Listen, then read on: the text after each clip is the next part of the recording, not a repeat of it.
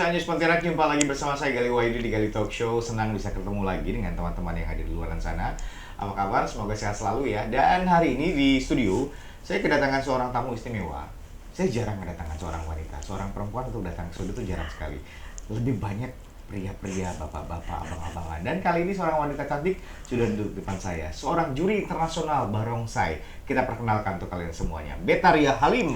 Halo semuanya. Halo kakak. Saya manggil kakak boleh ya? Boleh. Boleh, Kak Beta. Betaria Halim. Dari nama, saya langsung teringat satu penyanyi populer tahun 80-an, 90-an. Betaria Sonata. Iya. Ada hubungan dengan itu? Kebetulan papa itu penggemarnya Betaria Sonata. Tuh kan, sudah diduga. Betaria itu nama yang unik ya. Itu sangat populer sekali di tahun 80-an sampai Iya. 90-an. Dan Kak Beta dikasih nama itu oleh papa. Iya. Papa fans berat Betaria Sonata.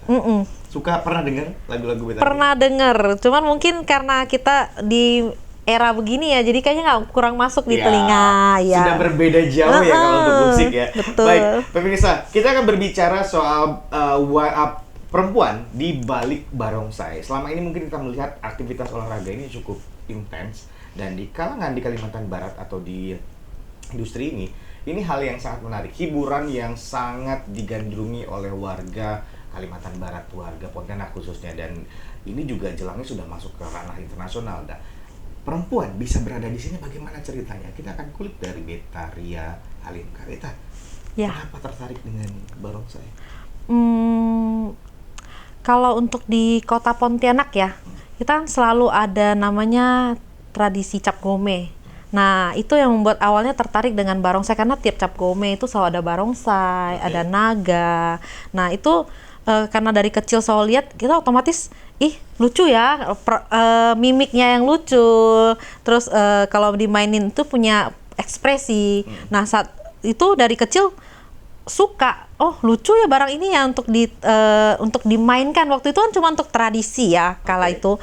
Nah, jadi mulai dari situ tertarik dengan barongsai, naga, kemudian punya kesempatan untuk belajar juri barongsai. Itu kalau secara awal mula belajarnya itu kapan, tahun berapa? Juri ya. Ya. Kalau juri itu saya mulai belajar di 2018. Di kala itu Fobi Kalbar, waktu itu Pak Sugioto itu mengadakan pelatihan dan penataran juri barongsai. Nah, itu kalau nggak salah saya bulan tengah tahun, kalau nggak salah saya bulan Juli apa Agustus begitu. Kemudian saya ikut. Nah, sebelumnya nggak tertarik sama juri, jujur nggak tahu, karena jadi berawalnya itu untuk ke juri itu 2018, saya tahu Fobi dilantik. Fobi Kalbar dilantik. Saya masih belum tahu Fobi itu apa, sama sekali nggak tahu. Nah, setelah dilantik, ada pertandingan di Perbasi kala itu, Voice namanya, Voice apa gitu namanya. Waktu itu kan kita nggak tahu, dan apa sih gitu. Terus katanya ada pertandingan barongsai nih, ayo datang. Ya udah, datang nih ceritanya, datang bawa anak. Lucu ya barongsai, main dengan ceritanya ini dan itu, tapi kita masih nggak tahu, ada penilaian yang seperti inilah, seperti itulah.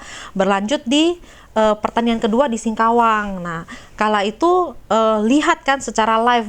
Nah, waktu itu kan sudah banyak juga nih teman-teman live, siapa yang bermain di live kan, kita lihat, ada yang ngangkat nilai, apa sih itu gitu loh. Nah, kebetulan setelah itu bulan Maretnya saya ke Makassar. Waktu ke Makassar, saya langsung bener-bener turun, kala itu pertandingannya di mall. Jadi di mall itu berarti kan sangat berdekatan dengan kita gitu loh. Kalau kita pengunjung itu langsung, wow, ada jurinya gitu. Kalau waktu di Pontianak kan masih jauh-jauhan kan. Nah, ini jurinya ngangkat nilai. Loh, ini kok bisa dikurangin? Nah, kebetulan waktu saya di Makassar, kesempatan ikut sama tim untuk bantu-bantu waktu mereka turun tanding, ada kejadian teman-teman itu sudah stop waktu masuk ke lapangan, terus tiba-tiba lari ke lapangan, terus tiba-tiba pengurangan nilai. Saya kaget. Loh, kok ada pengurangan nilai? Kok ada pemotongan? Ada pemotongan nilai. Saya bilang, kok bisa begitu? Aturannya dari mana? Di situ mulai penasaran. Pulang dari sana, saya mulai coba kulik. Bagaimana ceritanya barongsai ini bisa dinilai ya, saya bilang. Nah, saya tanya sama teman-teman di Jakarta waktu itu, di Jawa, di Bekasi. Aturan ini tertera di mana ya, saya bilang. Oh ini tertera di buku C katanya. Buku apa? Ini ada buku peraturan katanya. Oh bisa dibeli kah? Oh bisa, mau lihat siapa? Oh Cece mau beli. Oh saya titip deh kalau begitu. Bilang oke. Jadi ceritanya dipesankan, datang nih kan pas bulan sebelum penataran. Nah waktu itu pas penataran saya sudah ada buku, saya pelajarin. Ternyata bahasa barongsai itu susah ya. Saya bilang saya nggak ngerti yang dimaksud ini apa. Nah akhirnya waktu ikut penataran saya baru tahu. Jadi selama 3 hari penataran saya baru belajar. Oh, ternyata ada barongsai, ada naga, dan ada pekingsai. Apa sih pekingsai? Oh, ini barongsai bentuknya seperti ini. Apa sih barongsai? Oh, barongsai itu sudah ada ukuran minimumnya berapa. Oh, naga tuh ada beratnya minimal berapa. Dari situ baru terbuka lagi. Oh, ternyata sekarang semaju itu ya barongsai. Nah, itu sih pengetahuan basic yang iya, yang sebenarnya sehari-hari mungkin kalau di beberapa event atau apapun kita bisa melihat, tapi kita secara awam kita tidak bisa membedakan itu ya. iya. Dan akhirnya setelah mempelajari buku itu dan sebelum lebih lanjut lagi untuk menjadi profesional, baru tahu ternyata barongsai itu tidak sesederhana yang kita lihat. Iya. Kalau kita tahu kan selama ini cuma dimainkan untuk sebuah tradisi, pertunjukan gitu kan. Nah sekarang sudah masuk ke sebagai cabang olahraga. Oh ternyata ukuran itu semua detail gitu loh. Ininya berapa, ini kesalahannya apa, pemotongannya apa, itu jelas. Nah, baru makin jelas itu ikut penataran itu. Penataran juri selama 3 hari, ke Jumat, Sabtu, Minggu. Itu kapan? Kalau nggak salah saya di bulan Juli. Bulan Juli? Iya, bulan Juli tahun 2018. 2018. Di sini atau di Kalbar waktu itu. Di Kalimantan Barat. Iya, kebetulan di Mako PMK-nya Pancabakti. Nah, saya ikut. Itu benar-benar kosong, nggak tahu apa-apa karena jujur saya bukan pemain barongsai. Nah, karena kala itu saya bisa tahu ada FOBI itu karena waktu saya tergabung di Yayasan Pemadam Kebakaran Katulistiwa. Nah, kala itu dia punya sasana barongsai. Nah, waktu itu saya dipercayakan untuk jadi sekretarisnya. Saya belajar, saya ikut. Saya bilang saya mau belajar deh. Saya bilang saya mau ikut. Ya udah saya ikut. Nah, ikut 3 hari itu baru. Oh, ternyata barongsai itu sudah mendunia ya, ada pertandingan internasional. Kalau kita tahunya kemarin cuma di Kalbar, ada di se-Indonesia sudah ada, internasionalnya sudah ada, bergengsi sekali ya saya bilang. Kita selama ini mungkin secara awam melihat bahwa barongsai itu hanya ada di Imlek atau juga di Cap Gomeh ya, ternyata tidak sesederhana itu. Pemirsa, yang kita lihat ini sudah ada federasinya, ada yang menaunginya. Ini adalah olahraga. Kalau di Kalimantan Barat adalah kalau di kita adalah FOBI ya, Federasi Olahraga Barongsai Indonesia. Dan ketua umumnya adalah Bang Riko atau Pak Sugioto. Iya. Dan untuk di Kalbar. Banyak sekali yang kita belum tahu tentang barongsai seperti apa. Tadi mekanisme penjurian kan kita masih belum tahu bagaimana cara mekanismenya. Ternyata banyak sekali yang tidak kita ketahui soal ini. Dan balik ke Kak, kita gimana sih menjadi seorang juri awalnya di sini, dan apa yang menjadi awal dasar akhirnya bisa melonjak menjadi sampai sekarang juri internasional, tarafnya udah juri internasional, itu gimana ceritanya? Jadi pertama gini, setelah ikut penataran kemarin 3 hari, FOBI Kalbar itu punya ini apa sih, program. Pak Iko, Pak Sugioto itu punya keinginan untuk mengauditkan putra-putri daerah, putra-putri Kalbar untuk bisa di nasional. Nah, jadi waktu sebelum penataran selesai, itu Pak Riko kala itu dihubungin sama FOBI Jatim. Waktu itu FOBI Jatim pas bulan September itu mau ngadain pertandingan. Saya lupa antara Agustus akhir atau September awal itu mau ngadain pertandingan. Jadi Pak Riko kemudian akhirnya berinisiatif untuk untuk juri untuk nilai yang tertinggi yang mengikuti penataran juri ini, Pak Riko akan auditkan. Pak Riko akan kirim ke Surabaya, Jatim, untuk jadi juri pendamping kala itu. Jadi setelah dari lulus penataran juri itu harus jadi juri pendamping dahulu. Belum bisa langsung jadi juri ya? Nah, jadi waktu itu ikut ke sana, Pak Riko auditkan ke sana, Pak Riko kirim. Kemudian kita kala itu ada juga satu sasana dari Kalbar yang juga ikut bertanding di sana. Kita pergi, kita 3 hari di situ untuk digodok jadi juri pendamping. Kemudian di bulan Oktobernya itu Pak Riko kirim lagi ke Jakarta. Iya, di Jakarta itu untuk ikut seminar juri kala itu. Jadi semua juri yang ada di Indonesia, juri nasional ada di Indonesia dikumpulkan di satu tempat, kita seminar, kita pembahasan. Nah, Pak Iko kala itu langsung kirim ke sana. Nah, setelah dari situ ada pertandingan kejurnas di Padang waktu itu. Nah, saya ditugaskan di sana. Pak Riko juga hadir di situ di Padang. Nah, waktu saya di Surabaya ada satu orang master namanya Master Xiao itu meminta Pak Riko untuk mengirimkan kader terbaik Fobi Kalbar untuk belajar ke Malaysia. Waktu itu Pak Riko menyanggupi, jadi dikirim Pak Riko saya ke Malaysia belajar selama 3 minggu. Waktu itu saya pergi pada bulan Desember. Peran Fobi Kalbar dalam kiprah dalam karirnya Kak Beta, Bang Riko terutama, ini besar sekali. Sangat. Pak Riko adalah orang yang mensupport saya secara full dari saya tidak tahu mengenai barongsai hingga saat ini. Ya. Beliau memang seperti itu ya. Untuk bahkan sangat support sekali untuk seorang wanita di dunia barongsai seperti ini. Bahkan saya baru tahu tadi ada naga, ada pekingsai, ada barongsai, dan proses penjuriannya juga dari mulai angka dan lainnya bisa ada penurunan nilai kalau misalnya melanggar peraturan dan lainnya.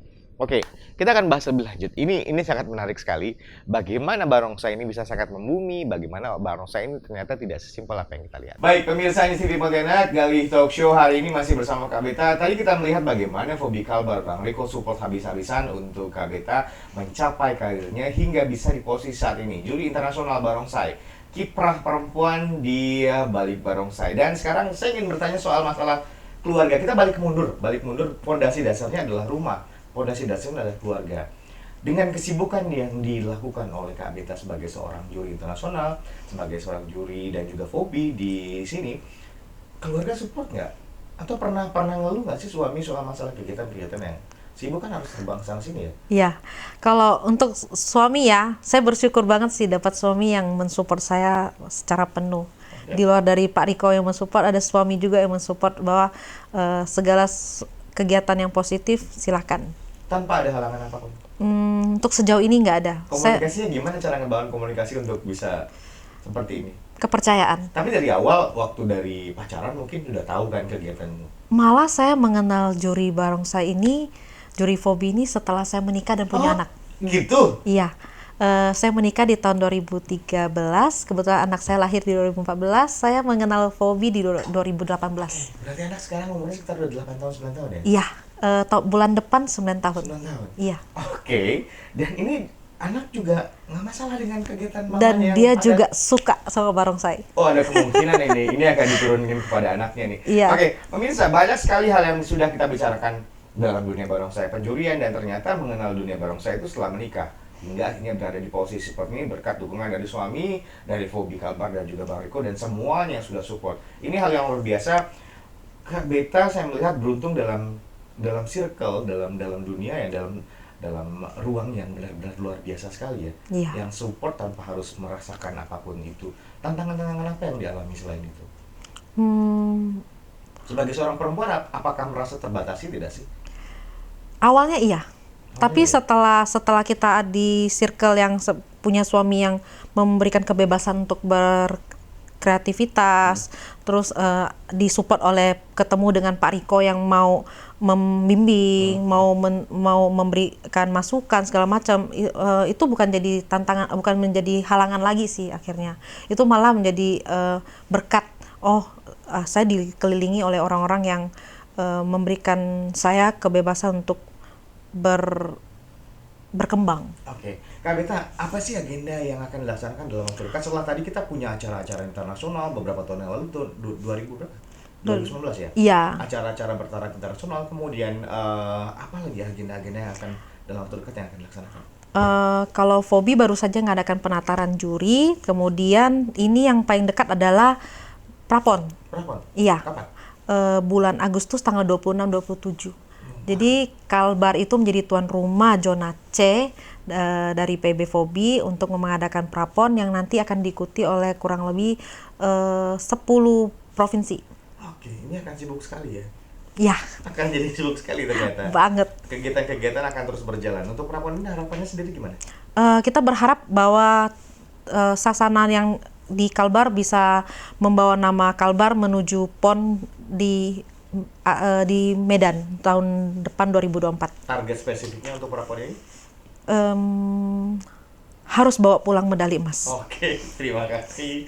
Luar biasa sekali. Terima kasih banyak Kak Beta untuk obrolannya untuk hari ini. Terakhir lah, apa yang mau disampaikan untuk teman-teman yang sedang menyaksikan untuk hari ini? Jangan takut untuk bermimpi, jangan takut untuk mengejar cita-cita, karena saya yakin semua pasti sudah ada jalannya, yang penting kita berusaha. Oke, baik. Terima kasih banyak Kak Beta, terima kasih sudah berbagi informasi dengan kita di sini soal masalah barongsai. Ternyata apapun bisa terjadi. Tidak ada yang mustahil di dunia selama manusia punya kemauan. Dan terima kasih juga untuk semuanya pemirsa yang sudah menyaksikan. Semoga bermanfaat perbincangan kita untuk hari ini. Tidak ada batasan untuk siapapun menggapai mimpinya. Saya Gali pamit, sampai jumpa lagi di Gali Talk selanjutnya.